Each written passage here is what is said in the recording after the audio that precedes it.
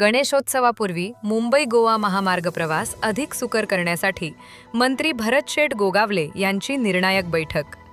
माणगाव इंदापूर बायपासची 1 लेन गणपतीपूर्वी सुरू करण्यासाठी युद्ध पातळीवर प्रयत्न. राष्ट्रीय महामार्गांच्या विकासासाठी मंत्री गोगावले यांनी महत्त्वपूर्ण सूचना दिल्या.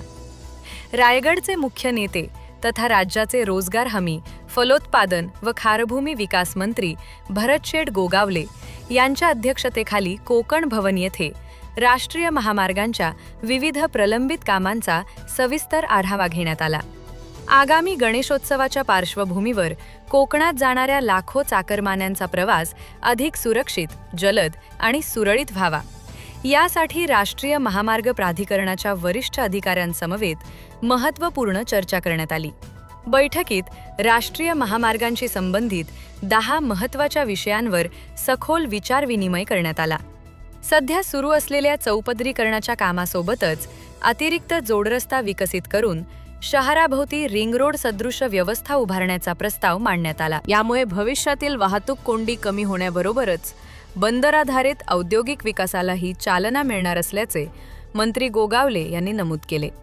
गणेशोत्सवासाठी कोकणात जाणाऱ्या चाकरमान्यांना कोणतीही अडचण येऊ नये यासाठी संपूर्ण आढावा घेण्यात आला.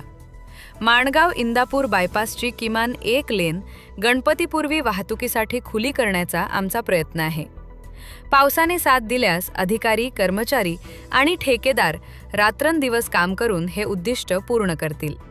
गणेशोत्सवापूर्वी महत्त्वाची कामे पूर्ण करण्यासाठी मंत्री भरत गोगावले यांनी संबंधित यंत्रणांना आवश्यक त्या सूचना दिल्या.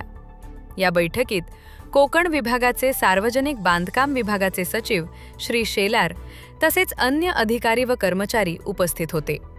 कृषी दर्पण न्यूज चॅनलसाठी राजेंद्र जैतपाळ, महाड, रायगड.